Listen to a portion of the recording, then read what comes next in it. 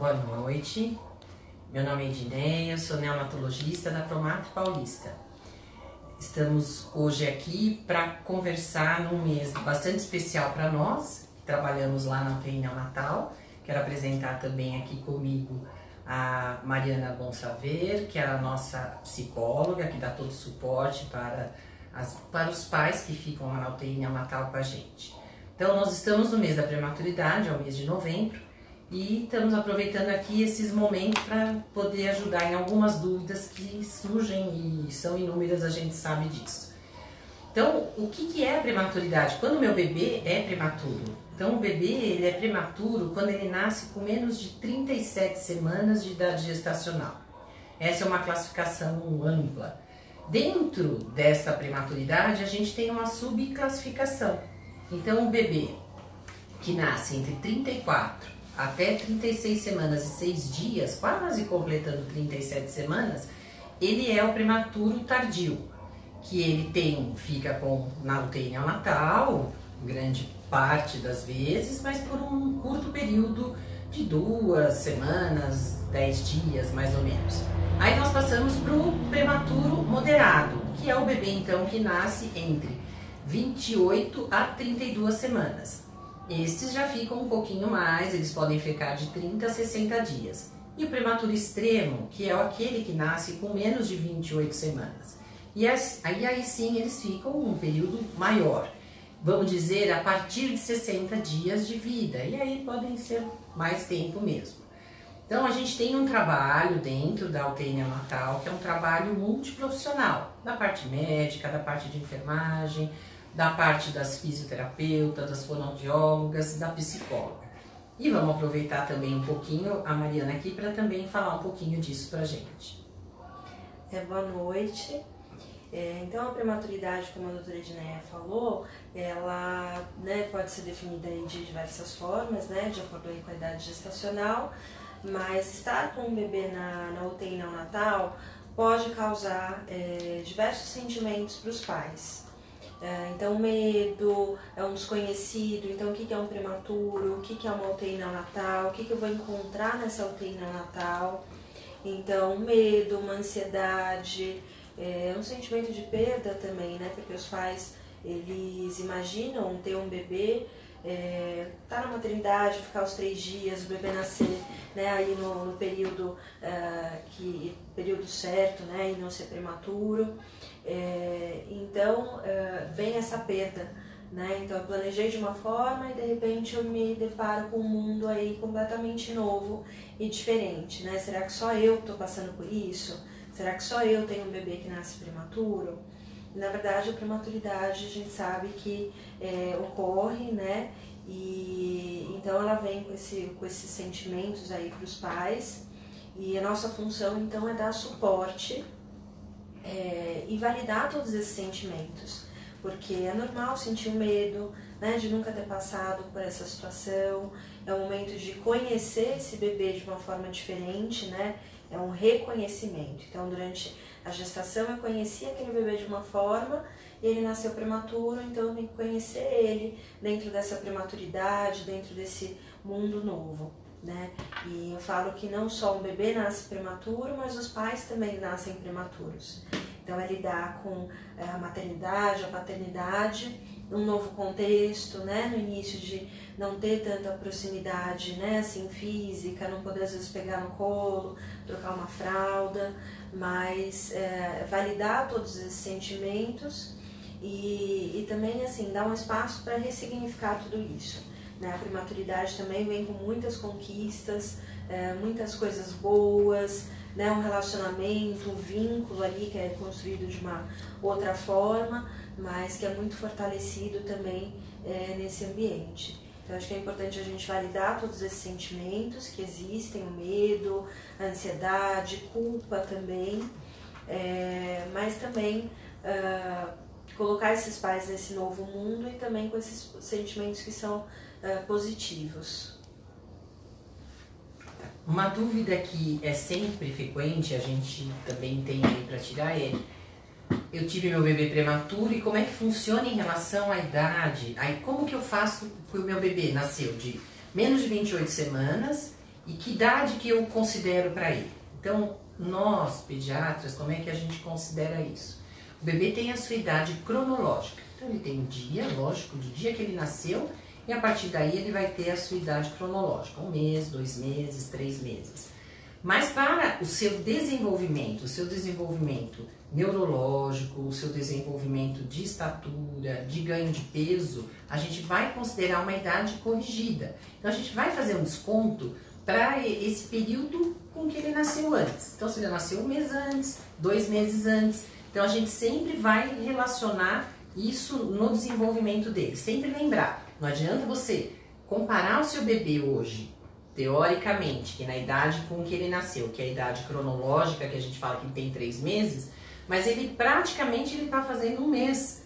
Então a gente não pode cobrar tudo isso e ele vai em algum momento conseguir se igualar com os bebês da mesma idade? Vai, isso é bem natural. Então por volta de 1 ano até 18 meses e para os prematuros extremos, que são os menores de 28 semanas, eles podem ir até os 2 anos para atingir peso, para atingir estatura e mesmo dentro do seu desenvolvimento neurológico, ele também conseguir algumas coisas que ele vai demorar mais.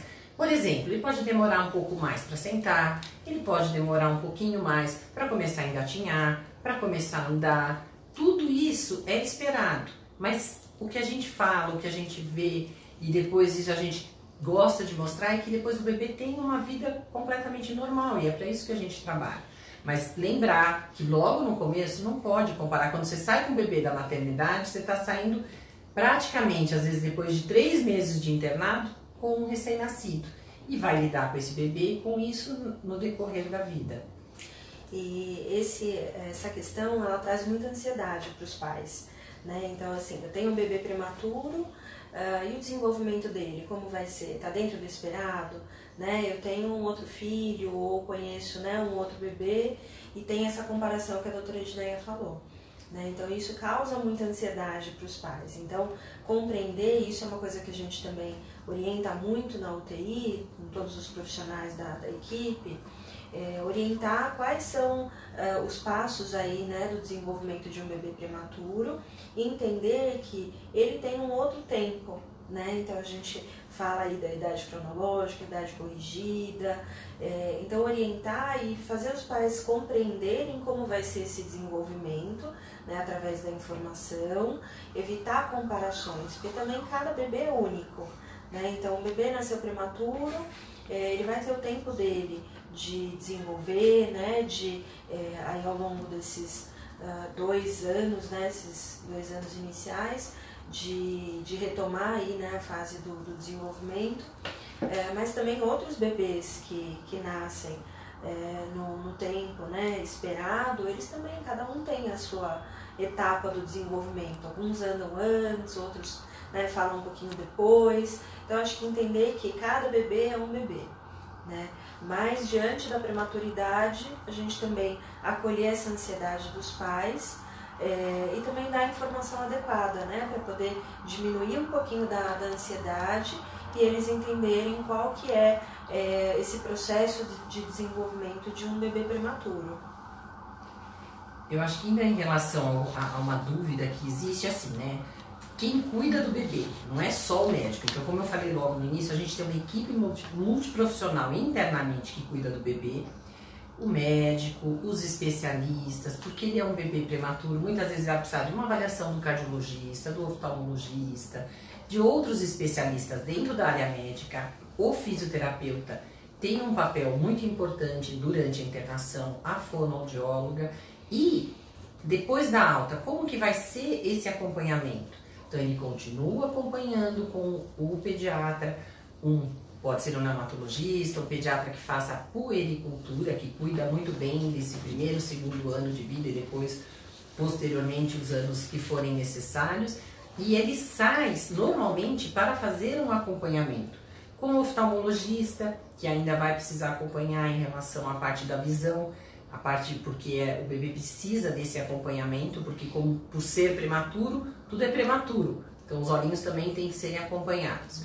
Tem que fazer um acompanhamento com a fisioterapeuta, que já fez todo um trabalho, muitas vezes do ponto de vista respiratório e motor. E depois que vai embora, vai ser muito importante no primeiro ano de vida este acompanhamento, porque vai ajudar nesse desenvolvimento do sentar, do andar e tudo essa parte. A fonoaudióloga, na parte da mamada, nós trabalhamos muito desde o momento que o bebê nasce, o prematuro, para alta e para depois, que a mãe consiga amamentar o bebê. Então isso é uma coisa muito importante. Então o trabalho da fono é para a gente estimular precocemente, começar essa sucção e que esse bebê possa sugar e saia recebendo leite materno. A gente tem todo um suporte desde o primeiro dia, quando a mãe, como a Mariana falou, que ainda não pode nem às vezes tocar o bebê, pode, mas não pode pegar, não pode acalentar, não pode trocar roupa, não pode trocar a fralda, mas ela tem um papel fundamental que é já começar a trabalhar a parte da amamentação,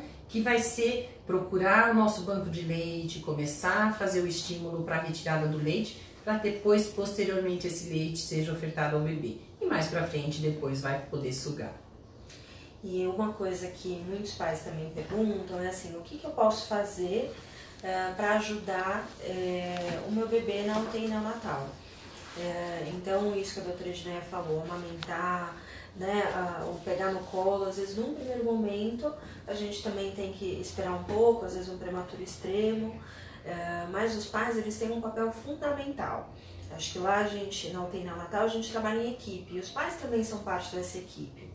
Então, a presença deles, né, o fato deles conversarem com o bebê, tocar, a gente estimula muito o toque, né, para os bebês saberem que o toque na UTI não é só de procedimento, né, que os pais também estão lá, estão participando, ouvir a voz, né, contar, enfim, sobre a família, contar a história, tudo isso é muito importante para essa aproximação, né, para o contato com o bebê e também para o desenvolvimento dele.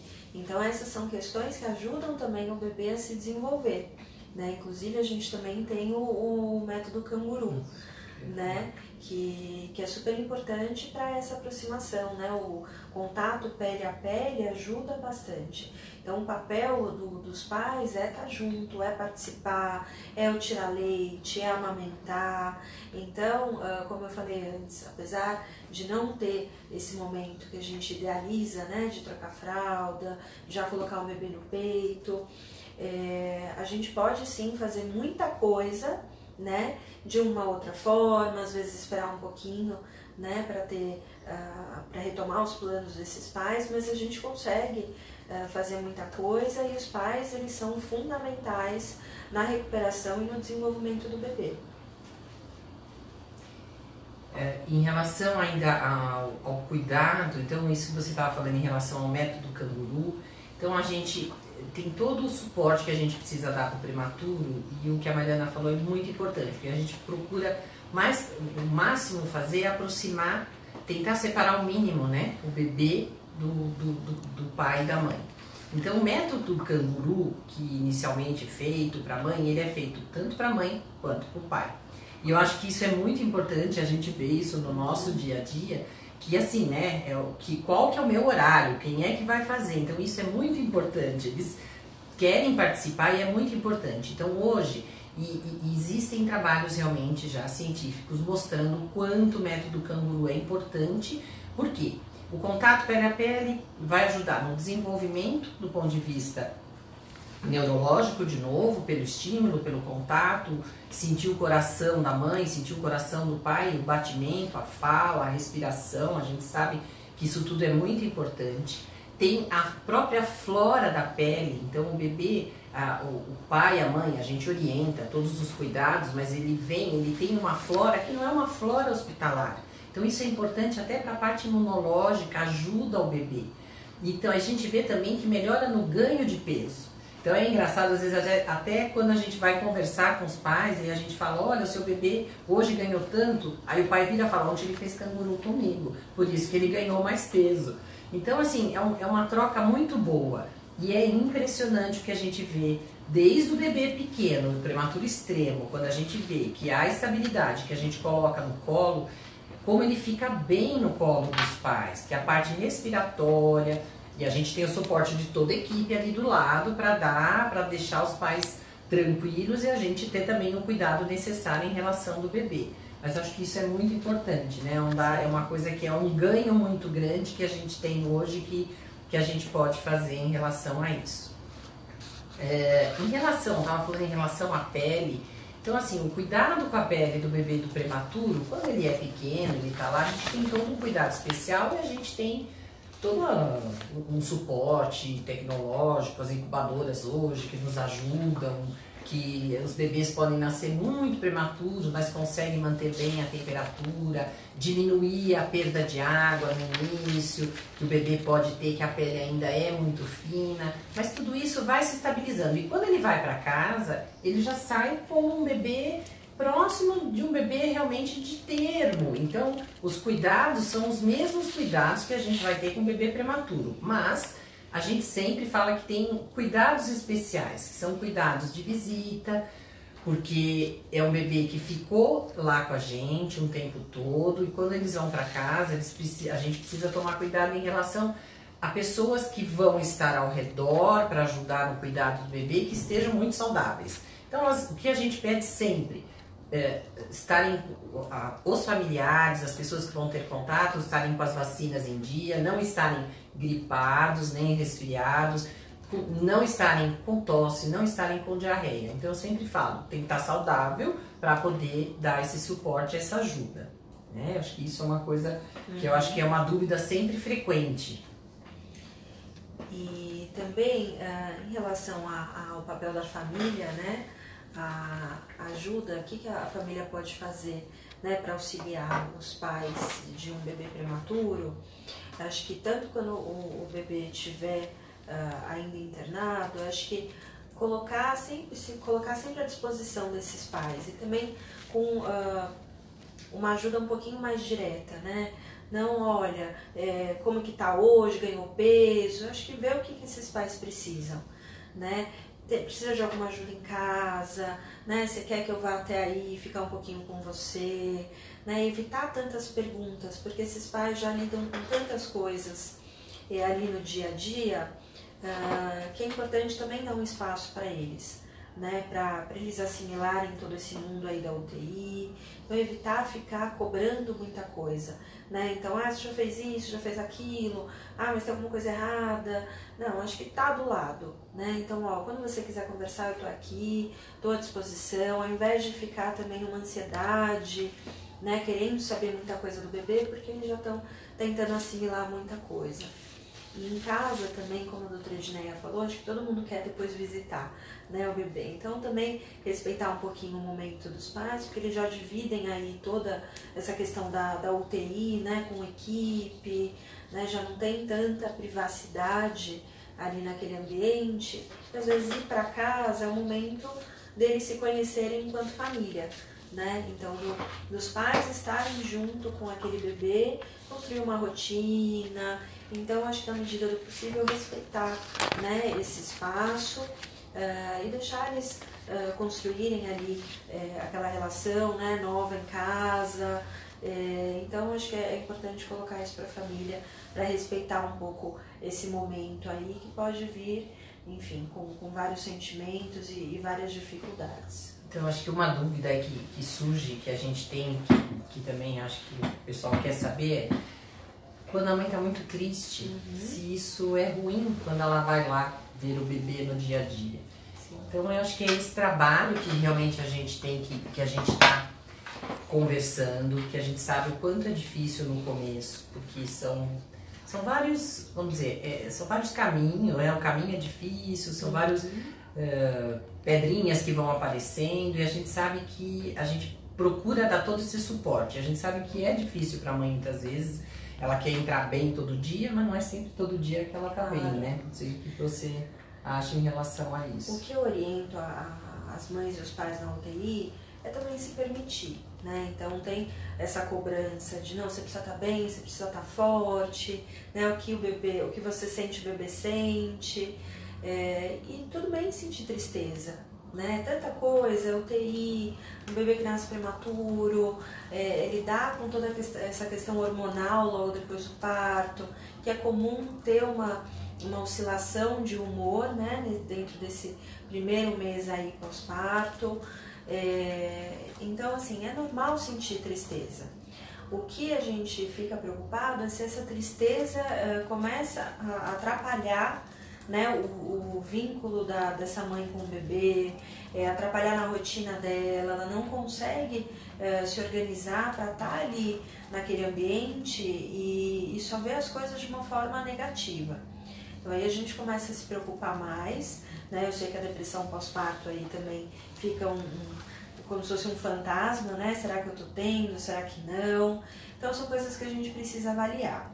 Mas assim, estar triste faz parte de todo esse processo, né? O que a gente precisa ajudar essa mãe, esse pai, é achar uma forma de vivenciar toda essa experiência, né? Lidar com esse momento de uma forma que seja mais adequada, né? Enfim, para eles. Mas sentir tristeza é normal. O que eu falo para os pais precisou chorar ali naquele momento?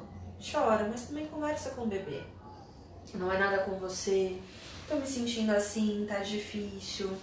Ou então, se achar que vai chorar muito, precisa de um tempo, sai um pouco da UTI, depois volta, né? Mas assim, são sentimentos que são normais, que a gente precisa ir lidando e administrando.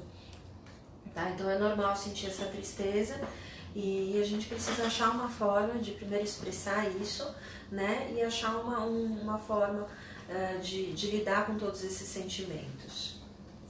Tá. Isso eu acho que é super importante. Então, assim, dentro lá da UTI, acho que uma dúvida a gente tem um suporte do ponto de vista psicológico. Então, a gente está falando aqui, né, vamos retomar, estamos falando aqui a Mariana, a nossa psicóloga, então a gente tem um grupo. Na verdade, o grupo de apoio que a gente tem, eu acho que assim, ele é um grupo todo. Então, assim, tem o médico, a gente tenta ter uma relação melhor possível com os pais, porque é diretamente que a gente tem que conversar com eles, passar no dia a dia tudo de bom, notícias não tão boas. E a gente tem a Mariana que está lá junto, a gente vai sinalizando, a gente conversa com o médico obstetra também que está acompanhando. Então, a gente e internamente a gente faz reuniões também, né? Então, de tempo em tempo, mais ou menos cada semana ou cada 15 dias, a gente reúne o grupo das mães que estão lá internadas. Mariana senta, então a gente pega alguns tópicos, é conversado. Isso é conversado, levado os problemas em grupo, porque às vezes os problemas acabam sendo os mesmos para vários e cada um tem o seu problema individual, talvez a sua angústia, a sua preocupação, a sua tristeza, a sua ansiedade, que tudo faz parte, mas a gente tem todo esse suporte psicológico para dar.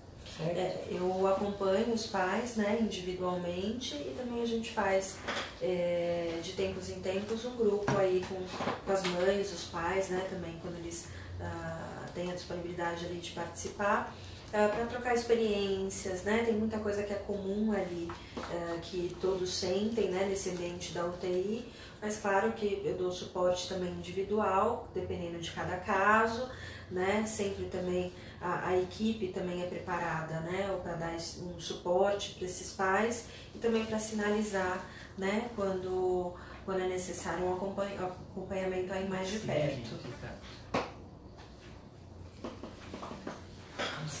Deixa eu ver aqui. Tem uma coisa que nós fazemos lá, então assim, a gente tá falando aqui todos os cuidados, toda hora, então chega o médico, tem a enfermeira, tem que fazer exames. Então tem uma coisa que a gente chama dentro da UTI, que a gente usa, que é a hora do psil. Gente, o que é isso? O que é a hora do psil? Então a hora do psil é o seguinte, imagine desde um bebezinho que nós estamos falando de um ambiente que é uma UTI. UTI é uma unidade de terapia intensiva. Então os procedimentos eles são feitos 24 horas por dia. Então, vamos pensar que não existe nem dia, muitas vezes nem noite, para o paciente que está lá. Então, esses horários de psil que a gente faz são 4 períodos durante as 24 horas do dia que a gente tenta, de uma forma que realmente não há nenhuma necessidade, mas ter pelo menos uma hora em que se diminui a luz da UTI, não se manipula com o bebê nesse horário. Não, de forma alguma, a gente não permite que os pais estejam lá. Os pais estão lá no momento que eles quiserem. Então, acho que isso é uma coisa importante da gente falar, gente que já trabalha aí na UTI há bastante tempo, hoje a visita, a permanência dos pais são 24 horas dentro da necessidade e às vezes da possibilidade dos pais também poderem estar lá. Então esses horários de psil são horários que a gente tira no dia, 1 hora pela manhã, 1 hora à tarde, 1 hora à noite, 1 hora na madrugada, para eles terem um momento realmente de descanso, e isso é importante para o desenvolvimento também do bebê. Então evitar de colher exame, evitar de examinar, evitar de fazer o raio-x, evitar de trocar a fralda para ficar quietinho. E às vezes aproveita e está no momento do canguru. Então, que ele normalmente o canguru, o método canguru, hoje a gente tem procurado fazer em torno de 1h30, 2 horas no colinho do papai ou da mamãe.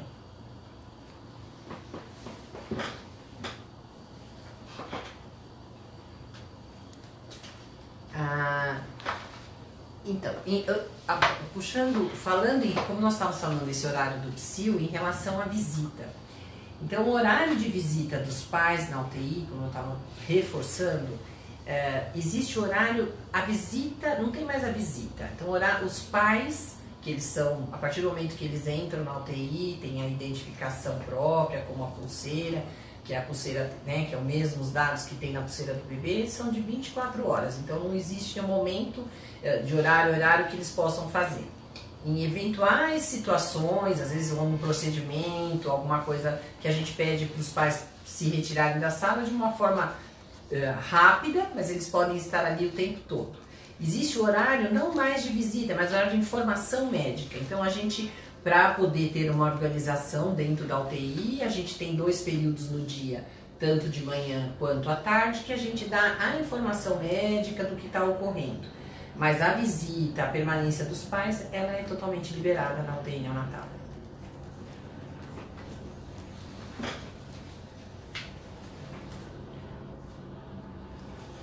Uma questão que surge muito na UTI é uma pergunta, né? Acho que tentar entender por que o bebê nasceu prematuro, né?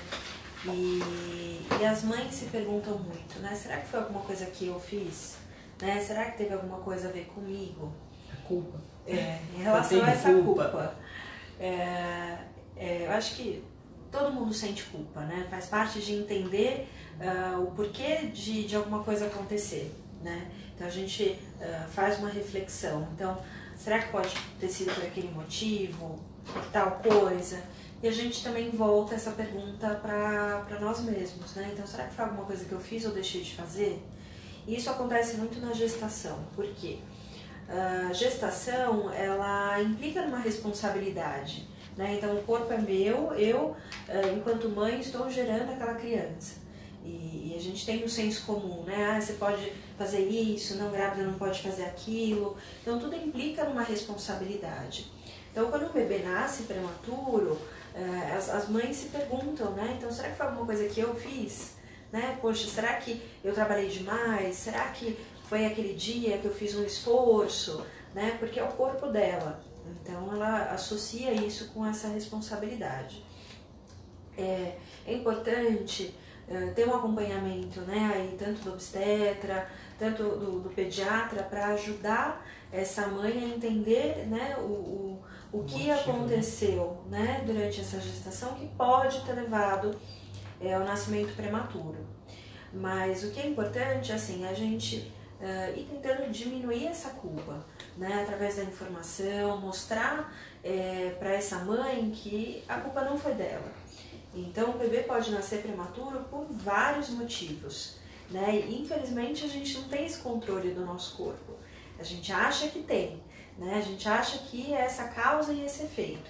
Mas, muitas vezes, não tem uma explicação, né? Não tem um motivo assim, olha, nasceu prematuro por conta disso. É claro que, em muitos casos, a gente tem fatores de risco, né? Mas é importante essa mãe perceber que ela não controla o corpo, então que ela fez todo o melhor para esse bebê, né? Então todo o tempo aí da gestação ela deu o melhor e que esse bebê nasceu por vários motivos, tá? Então ela entender que não foi culpa dela, que foi um processo aí da gestação e que não foi nada que ela fez o que ela poderia ter feito ou não ter feito, que causou esse nascimento prematuro, tá? Então, a prematuridade, ela depende de vários fatores. Então, a mãe precisa ter essa informação e aos poucos ela vai diminuindo, então, essa culpa e vai também conhecendo, né, outros casos, né, dentro da UTI ou enfim, fora, e vai vendo que essa é uma realidade que acontece, né, que ela acha que, eu deixei de tomar um remédio, né, mas às vezes ela conhece uma outra pessoa que o bebê não nasceu prematuro e que, né, passou aí por uma situação parecida, tá? Então, eu acho que é isso que a gente vai trabalhando, né, com a mãe, e evitar também, né, da família um certo comentário, foi aquele dia, porque a gente não tem esse dado, né? Então, acho que ter essa rede aí também de suporte, porque a mãe já lida com muita culpa, tá? Então, acho que evitar que as pessoas aí próximas também reforcem isso, né? E aí ficar, enfim, trazer um suporte aí inadequado.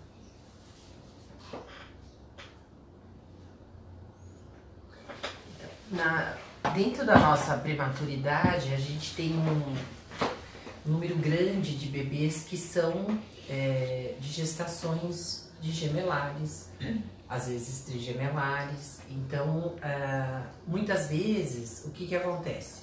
Podem, então, uma grande maioria eles são gêmeos, eles estão lá. Os pais, lógico, o que eles querem? Da mesma forma que eles nasceram juntos, eles querem levarem os bebês juntos para casa. Mas muitas vezes isso não acontece. Então, durante a internação, a gente já vai sentindo, talvez se um bebê não, se eles não vão conseguirem terem a alta juntos, a gente vai conversando com a família disso. Não é uma coisa que acontece num dia, fala, olha, este bebê vai ficar e o seu outro bebê está indo para casa. Então, é um trabalho que a gente vai fazendo dia a dia, já mostrando para a mãe, já tentando ajudá-la que, se um bebê, por alguma razão, o peso é menor, se ele ainda precisa um pouquinho de oxigênio, precisa de algum cuidado ainda, e o irmãozinho está indo para casa, tem um lado bom também. Às vezes, sair com 2 bebês para casa também é uma situação que, às vezes, você pode não estar preparado. É uma situação... Você não tem nenhum filho, você não sabe como cuidar, então a gente sempre fala que tem um lado que não é bom porque não vai ficar, mas tem um lado bom que você já prepara tudo em casa e isso vai ser melhor quando chegar o seu irmãozinho, quando chegar mais os outros 2 irmãos. Então, para tudo tem uma estrutura. Então a mãe, ela se organiza, a gente combina com ela os horários que ela vai vir para poder ficar com o bebê que ficou internado. E vai para casa e tem um horário para disponibilizar com o bebê que está em casa. Então isso é uma coisa que se trabalha no dia a dia, a todo momento.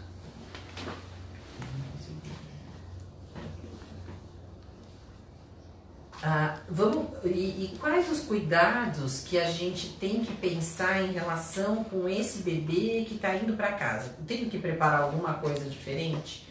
Na verdade, quando o bebê nasce prematuro, que nem você falou, às vezes as coisas nem estão prontas dentro de casa ainda, né? Elas estavam para terminar os móveis, terminar o quartinho. Então a gente vai ajudando a família a preparar o que vai ser quando vai para casa.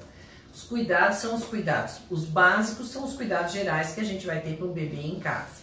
Para um bebê prematuro, o que a gente vai orientando são esses cuidados. De visita, como a gente falou, pelo menos orientar que no início essas visitas sejam restritas. Nós falamos que os pais eles podem visitar os bebês no momento que eles quiserem, mas a gente não consegue numa UTI neonatal, por exemplo, liberar uma visita para toda a família, certo? Família que eu estou falando, para os tios, para as pessoas mais próximas. Então, se o bebê, imagina que o bebê fica 2 meses internado e quando chega em casa todo mundo quer visitar. Então a gente pede, primeiro cuidado, vamos organizar primeiro em casa, vocês vão saber como vocês vão lidar com esse bebê, se organizarem em casa e aos poucos vão liberando as visitas. Eu brinco que avô, que avó, que as tias próximas não são visitas, então elas vão dar um suporte, mas que sejam poucas pessoas, devagar, que isso seja de uma forma gradativa.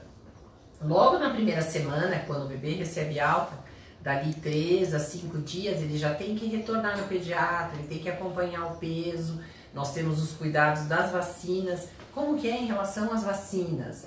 Os bebês prematuros também recebem as vacinas e normalmente o bebê ele recebe a vacina, tem as vacinas básicas, que é aquela BCG, que é a hepatite B, e a partir de 2 meses de vida começam o esquema de vacinação normal. Muitas vezes eles começam esse esquema internados, eles vão para casa e vão dar continuidade. Isso é igual? Na grande maioria das vezes nós seguimos o calendário habitual de vacina. Vai ser de acordo com o tempo que esse bebê ficou internado e a gente vai disponibilizando as vacinas para eles mesmo enquanto estiverem internados e vão dar essa continuidade depois após a alta. E uma coisa só complementando, uma coisa importante também é fazer antes da alta, né, antes que o bebê que passa pela UTI, quando ele está aí de alta, antes dele ir para casa, dos pais também tirarem todas as dúvidas, né, de trazerem essas dúvidas em relação à vacina, em relação à visita. Então a gente também faz todo esse preparo, ou até mesmo, né, no caso de gemelares, quando um vai para casa antes, a gente incentiva os pais também a trazerem essas dúvidas, né, para ajudar na preparação, né, de ir para casa que os pais mais querem, mas também dá um frio na barriga. Né? Então, acho que trazer essa segurança, tirar todas as dúvidas e ter esse preparo aí para eles irem para casa. A gente tem uma situação importante que eu acho que foi levantada, que é o seguinte: como nós estamos falando da prematuridade, a gente está falando, a Mariana falou bastante em relação à culpa, então são vários fatores que às vezes desencadeiam a prematuridade.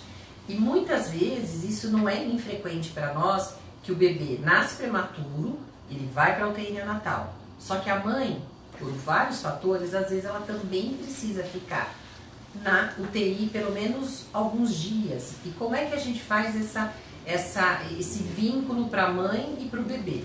Então o pai, ele tem um papel fundamental neste momento, tá? Ele, na verdade, o pai, independente de se a mamãe foi ou não para a UTI, se ela precisou ir para a UTI ou não, logo após o nascimento, enquanto a mãe ainda não vai poder se dirigir, existe um período de recuperação pós-anestésica, o pai é a primeira pessoa, né, ou a pessoa de confiança, caso o pai não esteja, que vai na UTI neonatal e que a gente vai dar as informações, vamos dar todas as primeiras direções, como é que vão ser os cuidados desse bebê. E aí, também, durante a internação, a mãe estando lá na UTI, o médico, neonatologista, também passa a informação para o pai e também, em algum momento, ele vai e conversa com a mãe lá na UTI para explicar como está evoluindo. E nós temos também a Mariana, que nos ajuda bastante, porque normalmente quando a mãe se ela já estava internada e já estava no acompanhamento, a gente já tem bem isso, com esse vínculo grande. Se não, se houve uma urgência tanto da parte da mãe e que o bebê foi diretamente para a UTI e que essa mãe acabou indo para a UTI, então nós desencadeamos todo esse processo para dar esse suporte. Eu acompanho, né, então a mãe, então para diminuir um pouco essa angústia, né, de eu não estou vendo meu filho, né, então a gente, através das informações também, então do pediatra, o pai quando vai visitar o bebê, para acalmar um pouco, né, essa mãe, então colocar, né, a situação do bebê, como ele está, e assim que é possível, a gente também conversa com a equipe, né, da UTI adulto, para assim que for possível, se a mãe tiver condições clínicas, ela sobe, né, e vai ver o bebê. Então a gente prioriza isso. É claro que o primordial é a saúde, né, dessa mãe, mas assim que é possível a gente leva a mãe para conhecer o bebê, para ter, né, mais informações, tudo, a gente então leva ela na UTI. Eu acho que a gente falou bastante da internação do bebê na UTI, o tempo que ele ficou na UTI. E quando é que ele pode ir para casa? Acho que isso é uma coisa, né, tão esperado, ir para casa. Então, na verdade, o bebê, ou vamos dizer, prematuro tardio, moderado, prematuro extremo, e a gente tem que ter um peso mínimo para o bebê ir para casa. Então, o nosso peso mínimo é 1,8 kg. Então, muitos bebês nascem menos de 1 kg, nascem antes um pouco menos, então eles têm que chegar, têm que atingir esse peso de 800. Então eles vão ficar no berço, quando eles ficam um grande período durante a internação na incubadora, eles vão para o berço e para poder ir para casa, peso mínimo 1.800. Só peso? Não, eles têm que estar mamando bem. Então muitas vezes, nem estou falando do extremo, do prematuro extremo, mas o prematuro tardio, que nasce de 34, 35, ele precisa estar mamando bem e essa amamentação, mamar no peito, estar ganhando peso para a gente poder liberar. E do ponto de vista respiratório, lógico, ele tem que estar respirando super bem, aí ele tem que ter os controles da parte de oximetria, não ter nenhuma oscilação que a gente fala do ponto de vista respiratório. Mas o fundamental é o peso e estar mamando bem, sem necessidade de nenhuma ajuda para receber alimentação. Bom, gente, o nosso período é curto, acho que se a gente quisesse ficar falando aqui, a gente falava a noite toda, que é uma coisa que é bastante grande, a gente agradece aí a participação, a gente espera ter ajudado um pouquinho e a gente gostaria de parabenizar todas as mães dos prematuros, porque são lutadoras, assim como os bebês são. Exatamente. E vem aí todos esses sentimentos, né? Tudo assusta no começo, mas a gente está aqui, né? Falando aí da UTI, a gente tem toda uma equipe que vai dar todo o suporte, né, para esses pais. E é o que a doutora Edneia falou, acho que eles são só pequenos aí no tamanho, porque a força, né? Eles são muito grandes e os pais também, né? Por lidarem com tudo isso, então eles já são muito fortes. Obrigada, gente. Boa noite. Obrigada.